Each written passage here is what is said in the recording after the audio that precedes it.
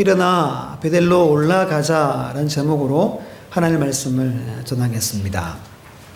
화면을 보시고 야곱의 인생에서 최대 위기가 언제였을까 한번 마음으로 한번 맞춰보시기 바랍니다. 첫 번째는 형 에서로부터 도주할 때, 도망갈 때예요. 두 번째는 외삼촌 라반이 죽이려고 막 이렇게 쫓아왔죠. 그때. 세 번째는 400명의 군대를 거느리고 달려오는 형 에서를 만날 때예요. 네 번째는 지난주 말씀 나눈 것처럼 세겜에서 딸이 강간을 당하고 살인하고 약탈로 인한 보복에 대한 두려움입니다. 1번에서 4번까지 여러분들은 몇 번 같아요? 네, 저는 4번입니다. 왜냐하면 단순히 상대하는 그 규모로 따지면 4번이 제일 크기 때문입니다. 형 에서와의 도주는 형만 피하면서 하는 거예요. 외삼촌 라반은 성경 보면 라반과 형제들이 쫓아왔어요. 몇 명 되지 않겠죠? 세 번째는 형이 400명을 데리고 달려옵니다. 그때도 참 두려워했고 약복강에서 하나님과 씨름하기도 하고 했었죠. 근데 이 마지막 네 번째는 그 가나안 족속, 브리스 족속 사람들과 싸워야 되는 상황에 지금 처해 있는 겁니다. 이거 보면 야곱의 인생에 참 위기도 많고 어려움이 참 많았어요. 근데 오늘 본문의 이야기가 가장 인생 최대의 위기를 맞고 있는 겁니다. 그 이유를 지난주에 잠깐 나눴죠. 중간에 안주해서 위기를 당했어요. 근데 그 위기가 왔을 때 이걸 잘 풀었으면 이 정도까지는 되지 않을 텐데 라는 좀 아쉬움이 큰 이야기가 오늘 본문 이야기입니다. 우리 창세기 34장 25절로 29절 말씀을 성경을 보고 한번 보겠습니다. 창세기 34장 25절로 29절 교독해서 한번 볼게요. 제가 창세기 34장 25절 먼저 읽습니다. 제3일에 아직 그들이 아파할 때 야곱의 두 아들 드나의 오라버니 시몬과 레위가 각기 칼을 가지고 가서 몰래 그 성읍을 기습하여 그 모든 남자를 죽이고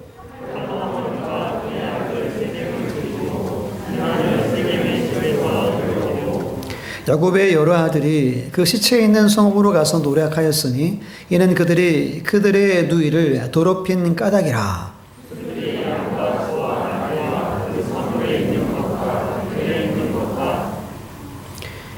함께 읽습니다. 그들의 모든 재물을 빼앗으며 그들의 자녀와 그들의 아내들을 사로잡고 집 속의 물건들을 다 노략한지라. 아멘.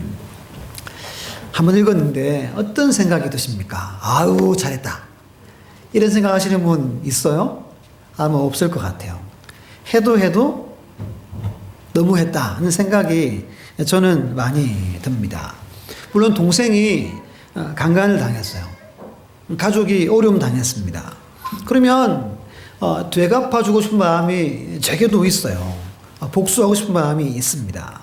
근데 이렇게 문제를 풀어서는 전혀 해결되지 않습니다. 우리가 아는 것처럼 성경에서도 이 정도로 안 갚음하는 경우는 잘 없어요. 정말 악한 자 아니고서는 어떻게 이렇게 죽이고 모든 걸 빼앗고 심지어 누구까지 빼앗았어요? 자녀, 아내 모든 걸 빼앗았어요.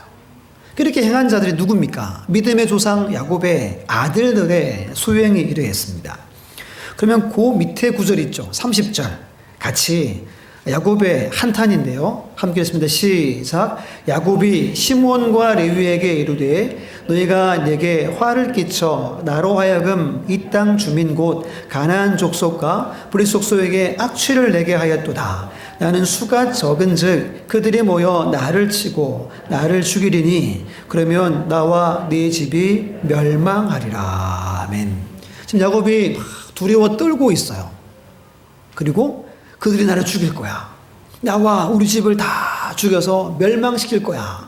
라고 두 아들한테 한탄합니다. 여러분 이런 말 알죠? 눈에는 눈, 이에는 이라는 말을 알죠? 이 야곱이 살아있을 때 당시는 이것을 그대로 실천하는 때였어요. 형제 중에 누가 어려움 당하면 그대로 되갚아 줍니다. 먼 친척 중에 누가 어려움 당했는데 되갚아 줄 사람이 없으면 그 사람이 나가서서 그것을 되갚아 줘야 했어요. 이것이 그 당시에는 도리였어요, 도리. 오늘 남자들뿐 아니라 모든 것을 죽이고 다 빼앗아 왔습니다. 그럼 주변에 친척들이나 주변에 친자들이나 친구들이 얼마나 많았겠어요? 그들이 가만히 있겠습니까? 가만 안 했습니다. 왜? 도리였기 때문입니다. 그러니까 여러분, 시간 문제다라는 말을 우리가 가끔 하죠. 시간 문제였어요. 그들이 들고 일어나서 야곱의 모든 가족을 죽이고 모든 것을 빼앗는 건 시간 문제였습니다. 그리고 그들이 죽임당하고 다 빼앗겨도 한 명도 낫을 수 없어요. 왜? 눈에는 눈, 이에는 이를 실천했기 때문입니다. 야곱의 한탄처럼 이제 멸망당하기 일보 직전이 오늘 본문의 이야기예요. 인생 최대 위기입니다. 근데 이때 하나님이 또 야곱에게 찾아옵니다. 언제요? 인생 최대 위기 때 하나님이 즉시로 찾아오셔서 말씀해 주십니다. 너 이렇게 행해라. 야곱이 행할 바에 대해서 분명하게 하나님이 말씀해 줘요. 근데 오늘 말씀의 내용은 하나님의 말씀을 듣고 반응하는 야곱의 이야기가 오늘 이야기입니다. 우리도 인생을 살다 보면 앞으로도 위기가 올 거예요. 위기 없는 가정은 없어요. 그때를 대비하는 마음으로 오늘 말씀을 잘 마음에 간직하시기를 간절히 축복합니다. 그러면 본문에 우리 1절 말씀 함께 1절 읽어보겠습니다. 시작. 하나님이 야곱에게 이르시되 일어나 베델로 올라가서 거기 거주하며 내가 내 영 에서의 낯을 피하여 도망하던 때에 내게 나타났던 하나님께 거기서 제단을 쌓으라 하신지라. 아멘. 이 짧은 문장에 명령문이 4개가 기록되어 있습니다. 일어나라, 올라가라, 거주하라, 쌓아라. 뭘 쌓으래요? 제단을 쌓아라입니다. 하나님께서 이렇게 한 문장에 4번의 명령문을 사용하신 이유가 있죠. 하나님도 아신 거예요. 지금 다급하다라는 걸 나타내 보여주시는 겁니다. 지금 상황에 걸맞게 하나님이 신속하게 너 일어나서 빨리 가라. 올라가서 제단을 쌓아라. 라고 명령한 겁니다. 이 명령이 복잡합니까? 전혀 복잡하지 않아요. 막 이해해야 되고 이런 명령이 아닙니다. 그냥 올라가면 돼요. 근데 오늘 본문을 자세히 보면, 가만히 보면 하나님 명령대로 즉시 행동하지 않습니다. 야곱 스스로 무언가를 취해요. 무언가를 행동합니다. 이것이 오늘 함께 나누고자 하는 말씀입니다. 그게 2가지로 함께 말씀을 나누겠습니다. 우리 첫 번째 화면을 보고 함께 읽어볼까요? 시작. 마음에서 들리는 소리에 집중하라. 아멘. 마음에 들리는 소리가 있어요. 이것에 집중하라고 말합니다. 히브리서 1장 1절에 세 번역으로 한번 읽어드릴게요. 하나님께서 옛날에는 예언자들을 통하여 여러 번에 걸쳐 여러 가지 방법으로 우리 수장들에게 말씀하셨으나. 아멘. 무슨 말이냐면 히브리서는 하나님의 아들 예수 그리스도를 이렇게 높이는 책이에요. 그래서 비교를 많이 합니다. 천사와 비교하고 선지자, 모세와 비교해요. 그들보다 위대하다. 이 1장 1절 지금 히브리서를 딱 여는 거잖아요.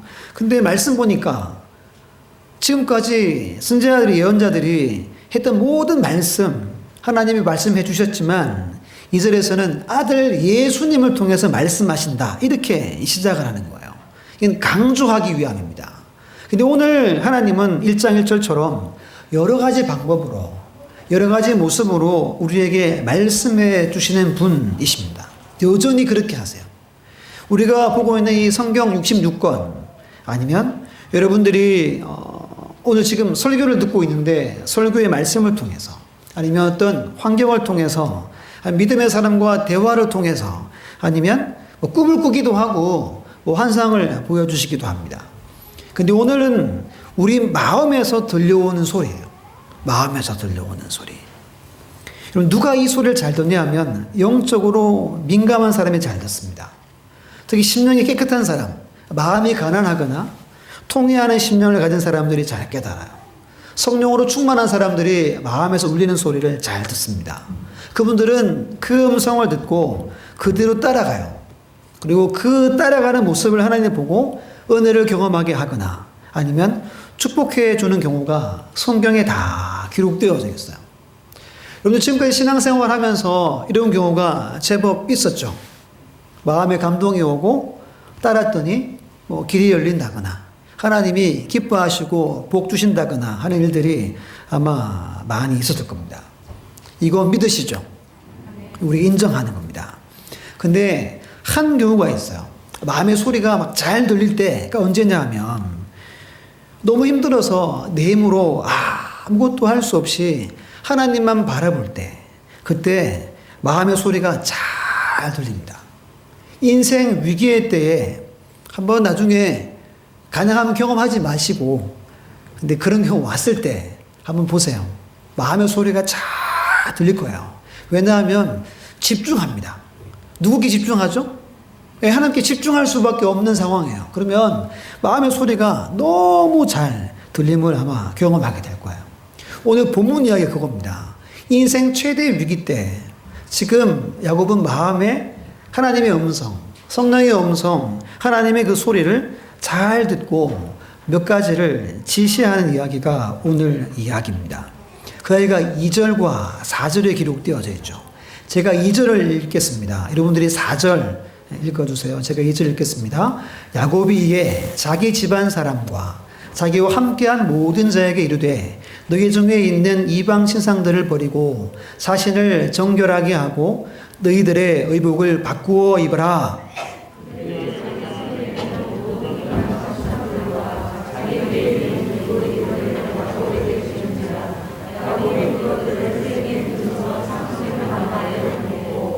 아멘. 마음에서 무슨 소리가 들렸어요? 온 집안 식구를 다 불러놓고 명령합니다.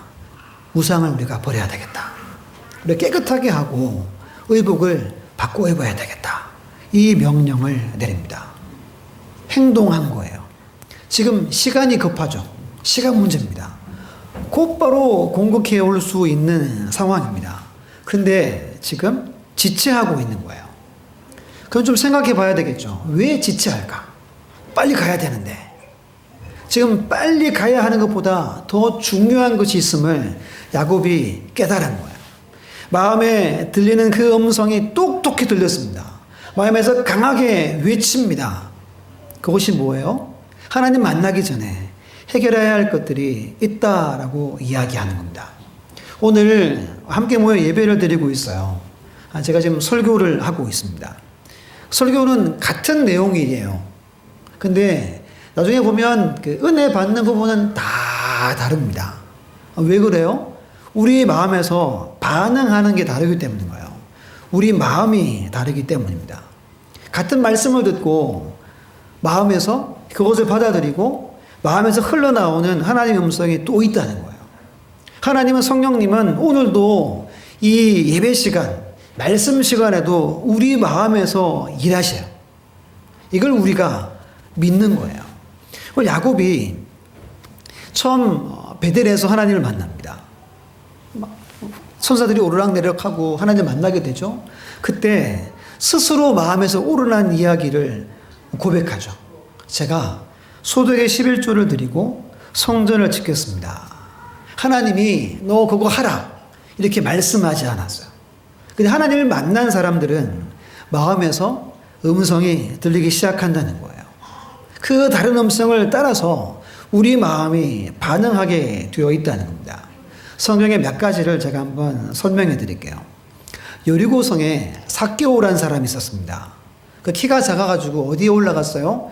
나무에 올라가서 예수님을 겨우 보고 있는데 예수님이 바로 나무 아래 찾아오십니다. 그리고 이렇게 말씀하시잖아요. 내려오너라.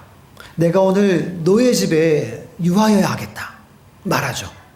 그때 삭개오가 이렇게 말합니다. 누가복음 19장 8절 말씀에 삭개오가 서서 주께 여짜오되 주여 보시옵소서 내 소유의 절반을 가난한 자들에게 주겠사오며 만일 누구의 것을 속여 빼앗은 일이 있으면 내 값을이나 갚겠나이다. 아멘. 삭개오가 자기 마음에서 우러나는 이야기를 예수님한테 고백하는 거예요. 갑자기 이 무슨 말을 하는 겁니까? 여러분, 누구나 하나님 만나고 예수님 만나면 우리 마음의 소리가 들려지고 들을 줄 알게 된다는 겁니다. 수가성 여인 이야기 알죠? 예수님이 우물가에서 만난 여인입니다. 예수님은 이렇게 말씀하셨어요. 내가 메시아다. 이 말만 하셨어요. 근데 여인이 뭐예요? 물동이를 던져버리고 그 대낮에 막 뛰어서 동네에 뛰어 들어가죠. 그 시간 다 오침하고 있는 시간에 그들을 깨웁니다. 그러면서 와서 보라고 그들을 전도해냅니다. 왜 그렇게 했을까요? 마음에 들리는 그 음성을 거역할 수 없었기 때문입니다. 야, 내가 메시아를 만났는데 내가 이렇게 했으면 내가 안 되겠구나. 이 마음이 소리가 들린 거예요. 이사야 선지자도 그랬습니다. 이사야 선지자가 언제 하나님의 영광을 봅니까? 우시야 왕이 죽던 해라고 성경은 말해요. 하나님이 보호자에 앉으신 것이 환상으로 보입니다. 여기서는 말씀도 하지 않아요, 하나님이. 근데 영광을 보기만 했어요. 근데 이사야 6장 5절 말씀에 우리 성경, 우리 화면을 보고 함께 이사야 6장 5절 읽습니다. 시작. 그때 내가 말하되 화로다 나요 망하게 되었도다. 나는 입술이 부정한 사람이요 나는 입술이 부정한 백성 중에 거주하면서 만군의 여호와의 신 왕을 배웠음이로다. 아멘. 하나님이 말씀도 안 했어요. 근데 그 보호자를 보고 자기 안에 있는 죄를 회개합니다. 왜냐하면 귀에 말씀이 들리지 않았지만 마음에서 야, 내가 이렇게 해서는 안 되겠구나. 내가 부정한데 내가 하나님을 배웠구나. 라는 그 소리가 들렸기 때문입니다.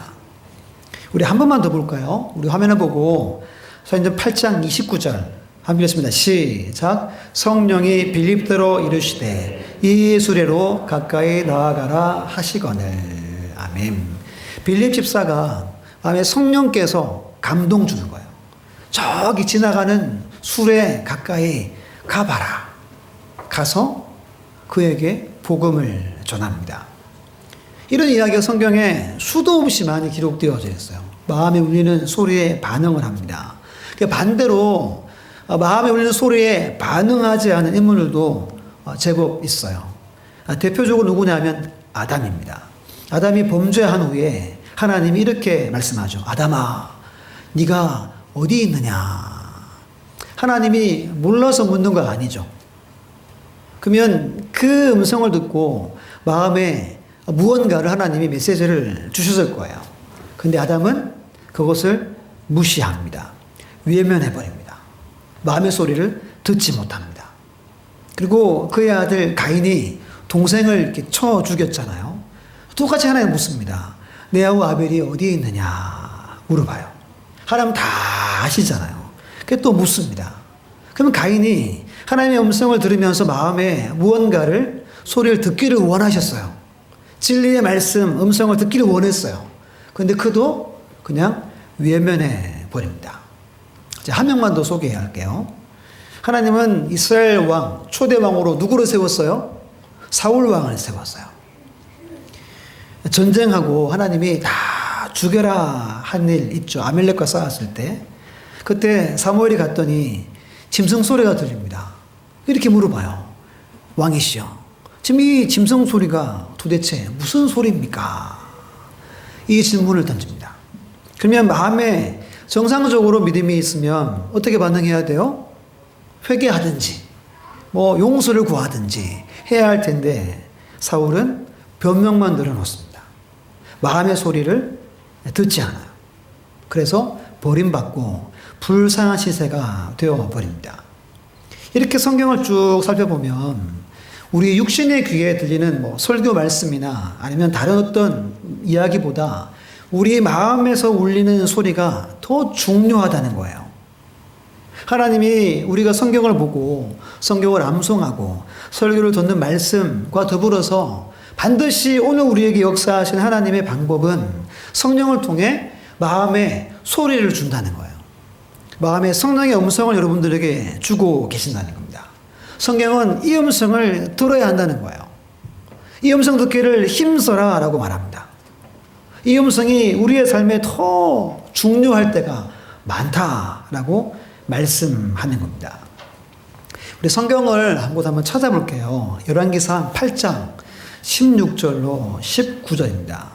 열왕기상 8장 16절로 19절. 한번 성경을 한번 찾아보시고 화면에도 나오긴 할 겁니다.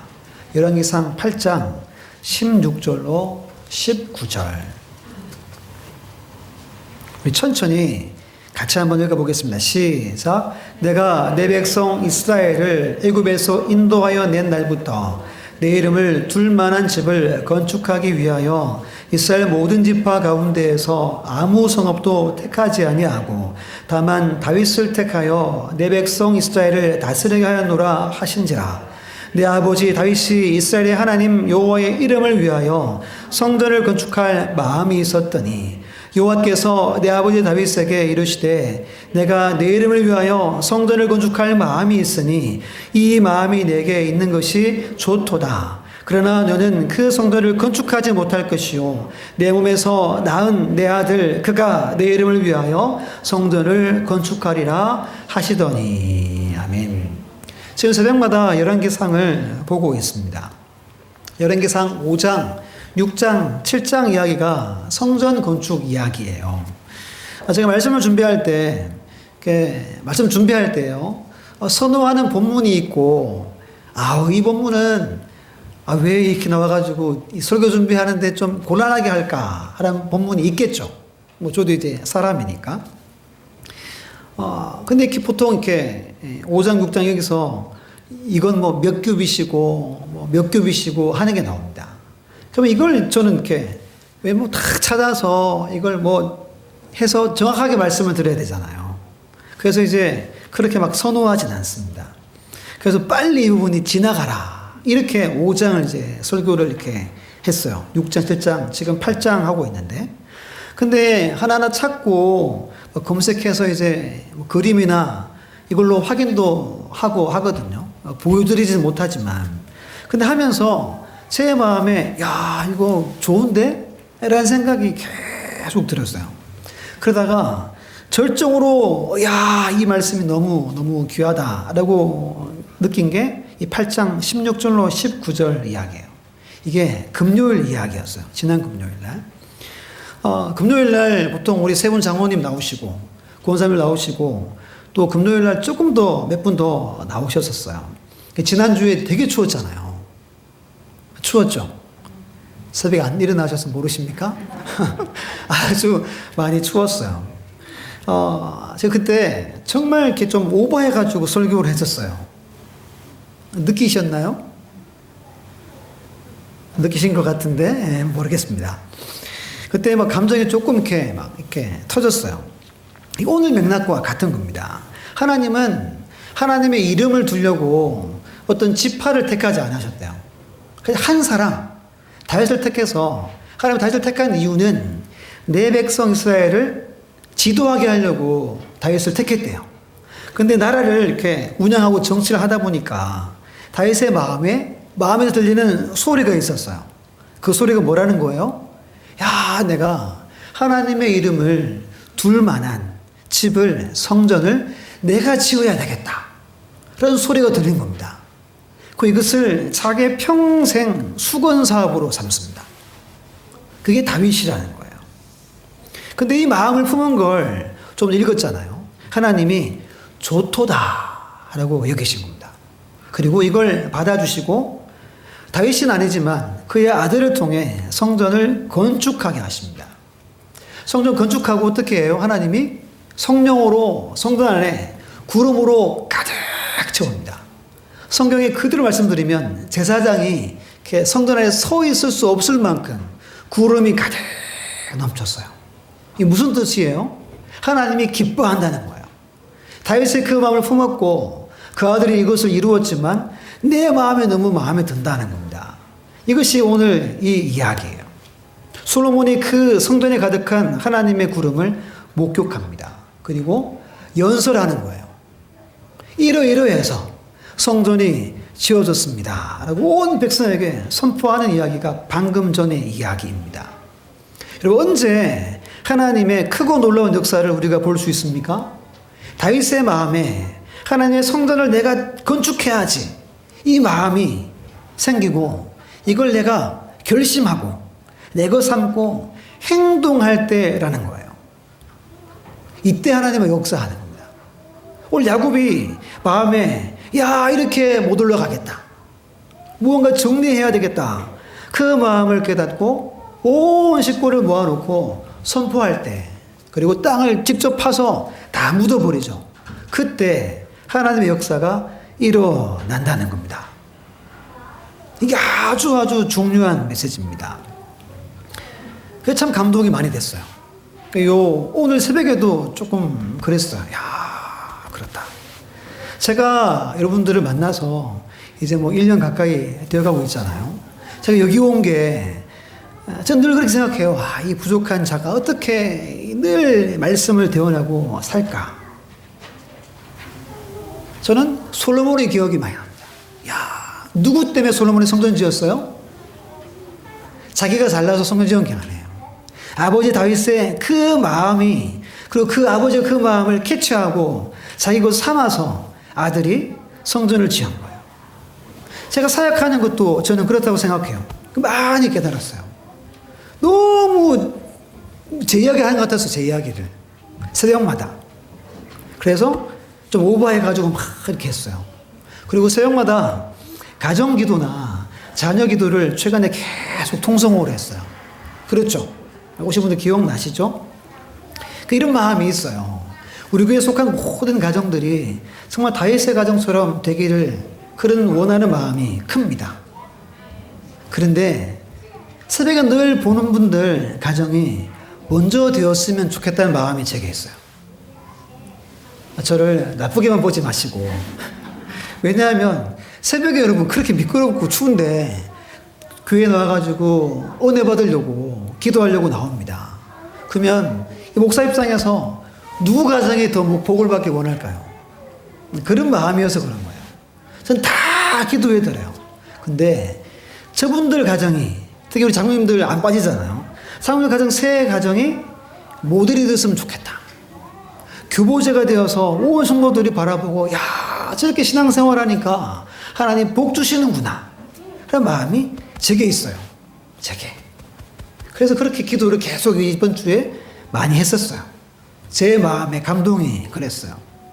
여러분, 하나님의 일이라는 건 이렇게 역사가 일어나는 거예요. 그냥 설교 잘 듣는다고 역사가 일어나지 않습니다. 설교를 들을 때 내 마음에서 들리는 하나님의 음성을 내가 듣는 거예요. 그것을 내가 붙들고, 그리고 그 음성을 따라 살아갈 때 하나님은 역사함을 꼭 믿으시기를 간절히 주 이름으로 축복합니다. 그러니까 오늘 장면을 한번 상상해 보세요. 지금 이제 멸망 직전입니다. 하나님이 찾아와가지고 4가지 명령했죠. 너 일어나라, 올라가라, 거주해라, 쌓아라 명령합니다. 하나님의 명령은 100% 보장을 말합니다. 100% 보장. 야곱이 왜 즉시 안 가고 막 땅 파고 한지 아십니까? 하나님의 말씀이 내게 떨어졌어요. 이 말은 내가 베델로 올라가는 길에 결코 해를 당하지 않음을 야곱이 알게 된 겁니다. 그리고 마음속에 이런 음성이 들린 거예요. 야곱아, 내 집에 우상이 너무 많구나. 그래서 좀 나반의 집에서 올 때 가져온 거, 내 종들이 이방 땅에서 가져온 것들이 너무 많구나. 세겜 땅에서 노력한 물건들 중에 가증한 가나안 우상이 너무 많구나. 그거 지금 다 땅에 묻어라. 이 음성이 들린 거예요. 그리고 그 음성에 반응한 겁니다. 몇 주 전에 특별 새벽 기도를 우리가 했습니다. 4일차에 믿음은 생각이다 라고 잠깐 나눴어요.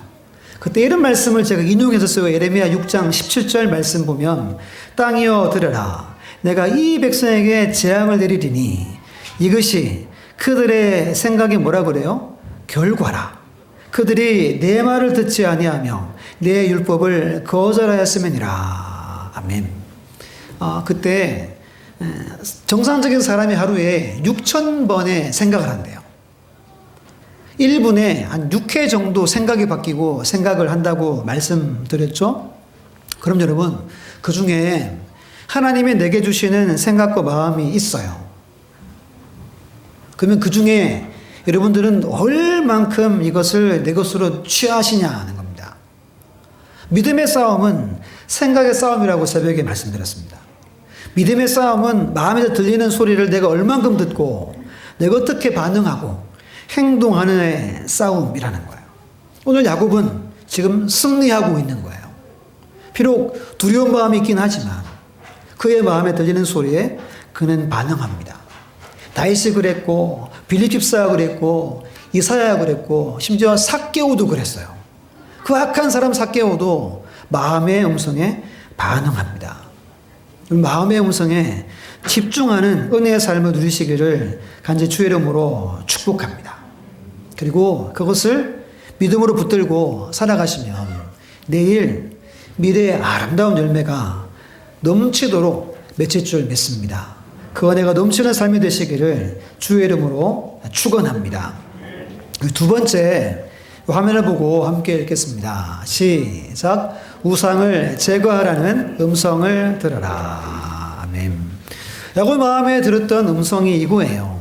우상을 제거해라 하는 마음입니다. 다 불러 모아서 분명히 선포합니다. 우상을 제거해라. 스스로를 정결케 해라. 그리고 옷을 바꿔 입어라 그럽니다. 왜 이렇게 얘기했을까요? 지금 베델에 가서 뭘 쌓아요? 제단을 쌓아요. 제단을 쌓는다는 말은 무엇을 말합니까? 제사 드린다는 거예요. 예배 드린다는 겁니다. 하나님을 만나기 전에 반드시 해야 할 일이 이 일이죠. 출애굽기 말씀을 제가 두 군데 한번 보겠습니다. 19장 10절로 11절 제가 읽어볼게요.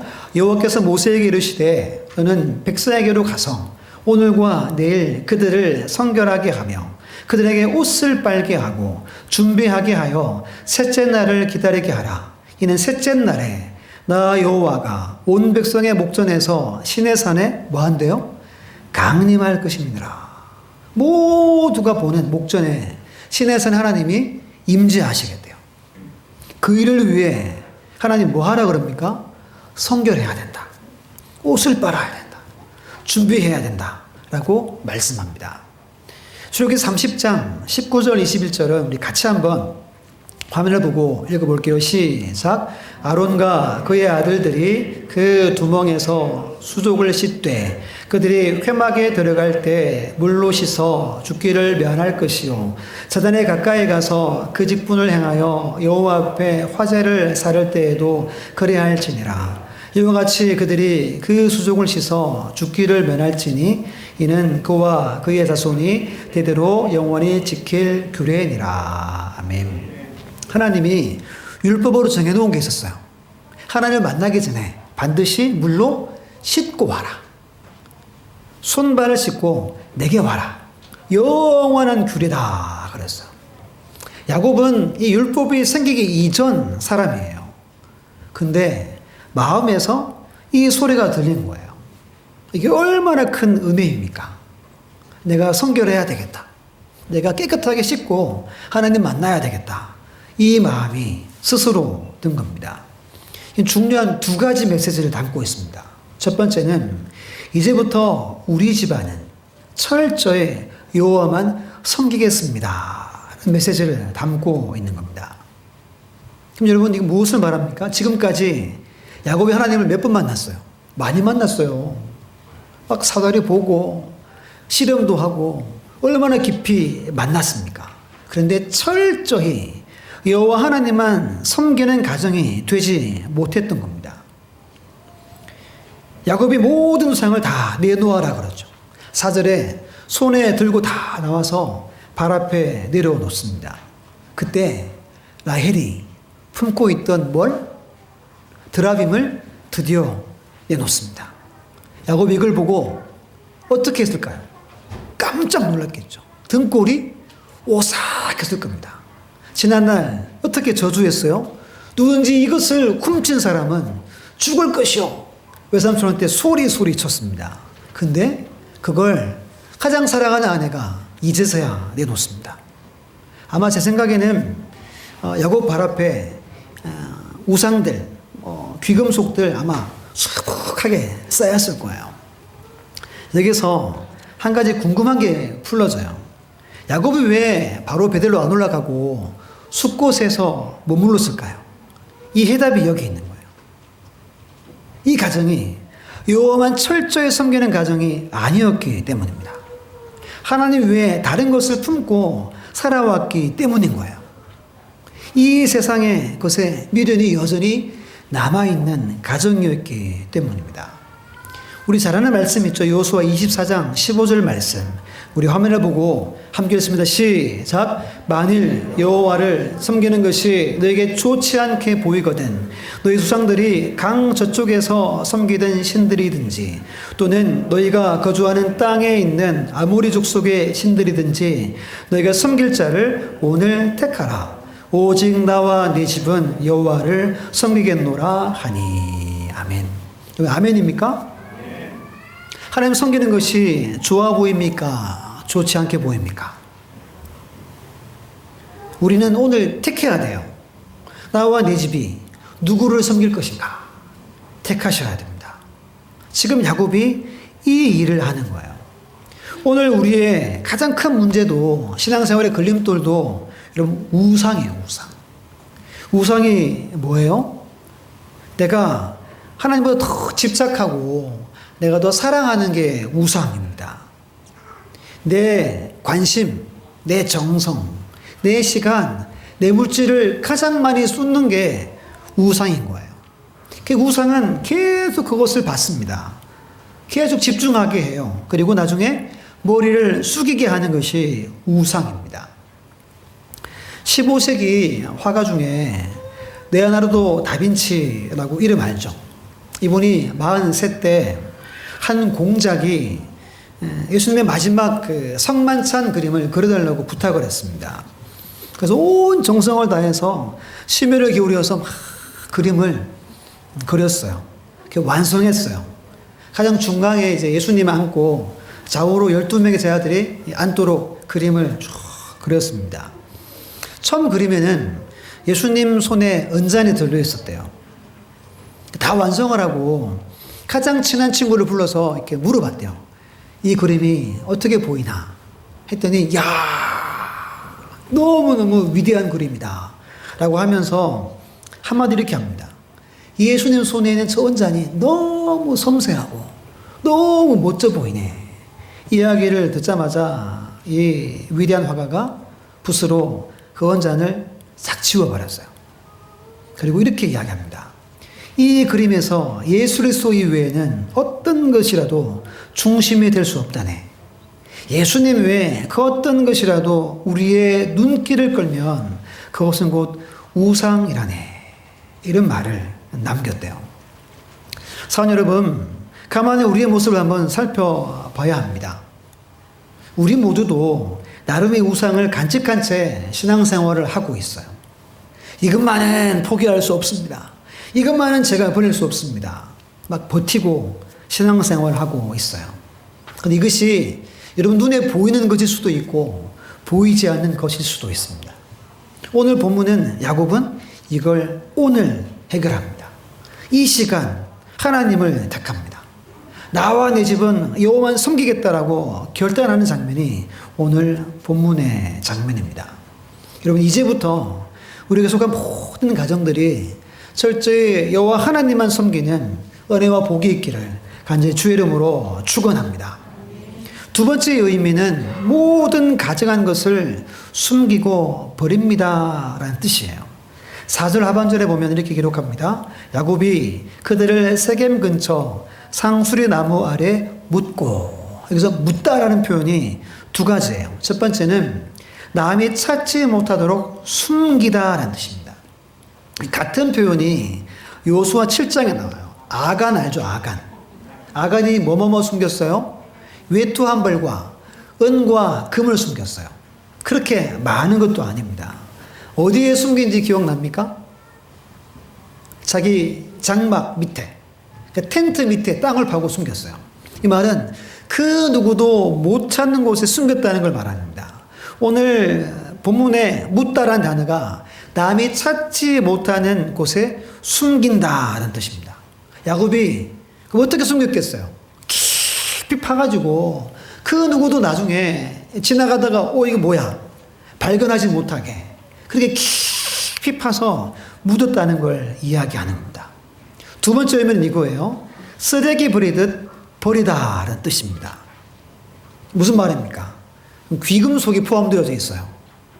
얼마나 귀해요. 지금도 귀하잖아요, 금이. 근데 이것을 마치 쓰레기처럼 바라보고 배설물처럼 바라보고 묻었다라는 것을 의미합니다. 제가 즐겨보는 주석 가운데 이 부분을 이렇게 설명하는 부분이 있어요. 이후로 이스라엘 선조들은 모두 죽는 날까지 다시 우상 숭배를 하지 않았다. 이렇게 기록해요. 오늘 이 장면이 야곱의 개인이나 가정에 엄청난 영향을 미쳤다는 겁니다. 회개하고 성결 운동을 하고 일평생 하나님만 섬기는 역할을 했다고 성경에서 기록하고 있습니다. 이 말씀을 다 전했어요. 그럼 여러분, 우리는 지금 나무 아래 무엇을 묻어야 될까요? 제 이야기를 잠깐 하고 마칠까 합니다. 제가 한 10년 안 된 것 같은데 그때 패러글라이딩이 너무 타고 싶었어요. 알죠? 바람 해가지고 막 타는 거 있죠? 그래서 한참 이렇게 막 찾아보고 해서 제가 어디 와서 탔냐면 여기 홍성에 와서 탔어요. 홍성에 와서. 서산에 있으면 서산에 와서 탔을 텐데 서산에는 없었어요. 홍성 어디서 탔어요. 지금도 보니까 하고 있는 것 같더라고요. 그래서 이제 제가 그때 청년들 가르칠 때 나는 같이 갈 사람 하니까 이제 직장인들이 월차 내고 대학생들은 돈이 없어서 못 간 것 같아요. 그럼 직장인들이 월차 내고 이렇게 같이 한 4-5명 정도 갔었어요. 그래서 얼마나 기대하고 너무너무 타고 싶어가지고 이제 집에서는 위험하니까 반대할 거 아니에요. 뭐 그걸 무릅쓰고 제가 이제 후겨가지고 이렇게 와서 탔어요. 이게 어떻게 타냐면 산이 있으면 바람이 지열이 이렇게 불어야 돼요. 이렇게 갔더니 바람이 없대요.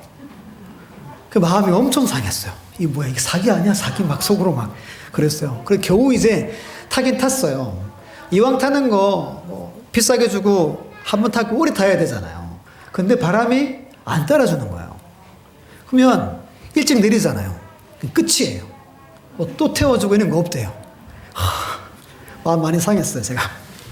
그 탔는데 추억이 있잖아요. 그 추억이 유쾌하지가 않아요. 그때 추억이. 하고 왔어요. 오고 한 달 후에 제가 탔던 그 자리에서 사고가 났어요. 기사가 나온 거예요. 어느 여성분이 이렇게 고객이 타고 뒤에 이제 교관이 타거든요. 이렇게 달려가서 이제 이렇게 점프하는데 이게 뭘 덜 채운 거예요. 점프하자마자 이제 절벽 밑으로 떨어져서 한 여성분이 바로 그 자리에서 돌아가신 겁니다. 제가 그 기사를 보는데 이게 너다 그러는 거예요. 이게 너다. 제 마음에서 깜짝 놀랐어요. 깜짝. 생각 많이 했죠. 하나님, 이 정도도 제가 하면 안 됩니까? 이런 생각이 제일 먼저 들었어요. 이 정도 제가 할 수 있잖아요. 결론이 뭔지 아세요? 이런 것도 내 마음대로 하면 안 되는구나. 결론이 그거였어요. 야, 취미생활하고 내가 즐기는 거 마음대로 할 수 있잖아요. 할 수 돼요. 근데 마음에 이게 아니다 하면 우리는 뭐 해야 되죠? 멈춰야 돼요. 제가 설교할 기회가 있어서 이 설교를 잠깐 했어요. 그랬더니 설교 마치고 나가는데 여덟 집사람들이 와가지고 목사님, 우리 남편한테 좀 이야기 좀 해달라고 막 몇 분이 그랬어요. 몇 분이. 여러분, 하나님은 우리 마음에 이렇게 일하세요. 그때 되게 무서웠어요. 여러분, 그 떨어진 여자가 저라고 하니까 얼마나 이게 무서운 거예요. 마틴 루터가 예수 믿는 우리가 3가지 회심해야 된다고 그랬어요. 첫 번째는 머리의 회심. 두 번째는 가슴의 회심. 세 번째가 지갑의 회심이래요. 이것만은 제가 포기할 수 없어요. 이것만은 제가 버릴 수 없어요 하는 것들이 지금도 우리에게 있어요. 제게도 분명히 있어요. 근데 그때그때마다 하나님의 성령께서 마음에 주시는 그 음성과 소리를 여러분이 꼭 듣고 살아가시기를 축복합니다. 그래야 하나님이 역사하는 거예요. 그리고 내가 지금 땅을 보고 묻어야 할 게 분명히 있어요. 그것들을 빨리 묻어버리시길 바랍니다. 오늘 택하셔야 돼요. 나와 내 집은 여호와 하나님만 섬기겠습니다. 이 믿음으로 여러분 가정을 복되게 세워나가는 은혜가 있기를 간절히 주의 이름으로 축원합니다.